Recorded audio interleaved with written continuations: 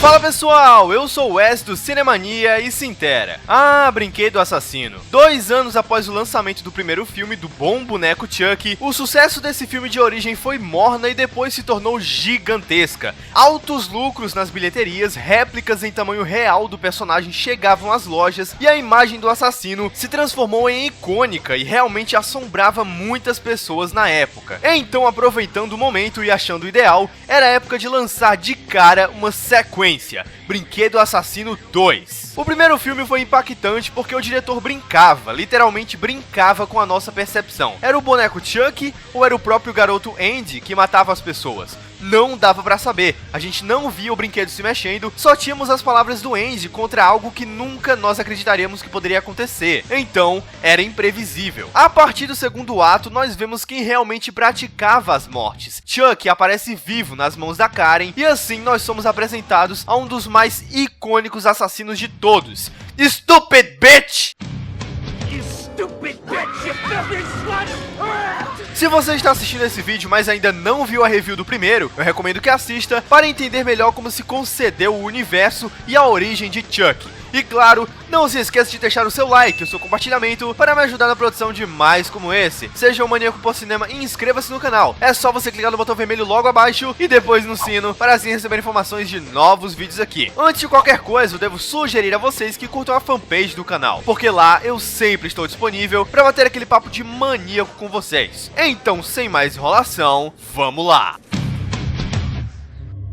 No fim do primeiro filme, podemos acompanhar a morte de Chuck. Sim, o boneco morre. O que acontece é que o roteirista buscava lucrar ainda mais criando uma franquia. Ele não se contentou com 44 milhões. E também por causa da fama, do sucesso do serial killer, o cara resolveu trazê-lo à vida da forma mais imbecil possível. Chuck, então, que foi queimado no primeiro filme, é restaurado e novinho em plástico porque sim, porque o roteirista quis. O filme começa com essa reconstrução do que sobrou do Chuck do primeiro. É uma cena bem esquisita, onde mostra passo a passo o boneco sendo reconstruído. Durante o próprio começo, nós vemos o Chuck matando, de uma forma muito bizarra, um dos homens que estavam reconstruindo. Alguns fãs dizem que foi o próprio Chuck que provocou a descarga elétrica, e outros afirmam que aquilo foi justamente o que provocou a ressurreição do assassino no corpo do boneco. Ou seja, um acidente pode explicar esse ressurgimento. No final do primeiro, Chuck levou um tiro no coração, morreu e foi destruído. Então significaria que é só refazer o boneco que o espírito do Charles Ray volta pra dentro dele automaticamente? Metáforas! Seria uma saída meio preguiçosa e entraria num loop infinito, mas deixamos as teorias pra outro momento, né? Pelo fato do boneco ter sido reconstruído em cima dos restos do Chuck antigo, teoricamente o boneco é o mesmo. Assim, Chuck precisaria do coitado do Andy para sair do corpo do boneco. Ai ai. Enquanto isso, Andy tenta virar a página e tocar com a sua vida. Pelo que é mencionado no filme, Karen acabou afirmando que as reclamações do Andy de que o boneco assassino era o responsável pelos assassinatos é real, sendo então internada numa clínica para se tratar dessa doença mental. Claro, ela é doida mesmo. O policial Mike Norris, tipo Chuck Norris, é totalmente esquecido. Andy fica só no orfanato, assim ele é transferido para a casa de uma família, os Simpsons. Eu sei,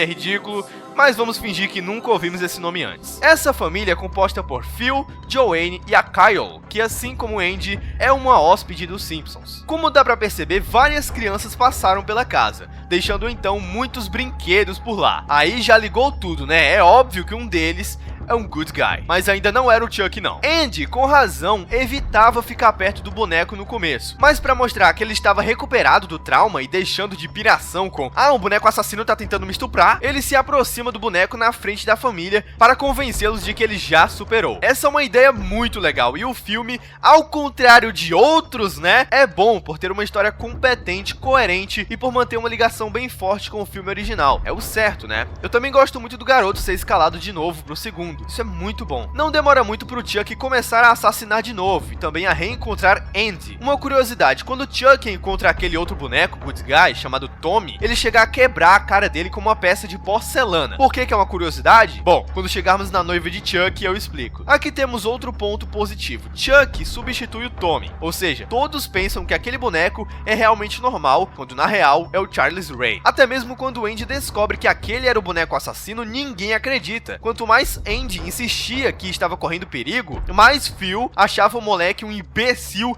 e se arrependia de tê-lo colocado dentro de sua casa, em Springfield. Cara, essa sacada é genial e muito original. Eu chego a gostar mais do segundo do que do próprio primeiro. Sendo ignorado por todo mundo, Hello Darkness, Andy resolve mesmo enfrentar Chuck, que está no porão da casa. O cara vai armado até os dentes com uma faca elétrica, vai ao encontro do seu pior pesadelo, assim o Phil descobre que o Andy estava certo, mas aí já era. Cara, é muito bom ver a evolução do personagem, que era um guri retardado chorão do primeiro, e aqui ele tá muito mais corajoso e com atitude, apesar de que ele ainda é uma criança que gosta de brincar, e isso não é desperdiçado pelo roteiro. O amadurecimento é bem visível. Esse Brinquedo Assassino 2 deixa claro que os holofotes estão virados para o Chuck. Se no primeiro haviam atores razoavelmente bons, como o cara que fez A Hora do Espanto, temos aqui o ator Brad Dourif, que tem a grande oportunidade de se aprofundar como um ator de patente, dublando Chuck, e olha, não dá pra negar que a voz do cara é impactante e faz toda a diferença pra tornar o boneco ainda mais assustador, junto com ótimos efeitos especiais que também melhoram muito as caras e bocas do personagem. As cenas super fortes onde o Chuck fala palavrões, mostra o dedo com ironia, ele é risonho e até mesmo machista, tanto que tem um momento que ele fala malditas mulheres no volante, alguma coisa assim, bizarro, né? E isso que se tornou característica habitual do personagem nos próximos filmes, definindo o caráter do vilão a partir daí. O Alex Vicente, como Andy, mantém todo momento o semblante de sofrimento e tensão, principalmente quando o Chuck reaparece pra infernizar o garoto. A personagem Carol também dá certo ar pra história. Brinquedo Assassino 2 foi um sucesso de bilheteria, tendo alcançado em uma semana de estreia o primeiro lugar nos Estados Unidos. O retorno do boneco Chuck aos cinemas 2 anos após o primeiro filme consegue ser empolgante do começo ao fim, e diferente de muitas sequências, vai direto ao ponto sem ficar enrolando. Tem cenas marcantes e um assassino com empatia ao público, porque pelas atitudes dele desde o início, percebemos que o serial killer que está preso dentro do boneco é capaz de fazer qualquer bizarrice para alcançar o seu objetivo, e é nisso que a série acerta. Enfim, proporciona um terror empolgante e tenso, e na minha opinião, é o melhor filme da franquia.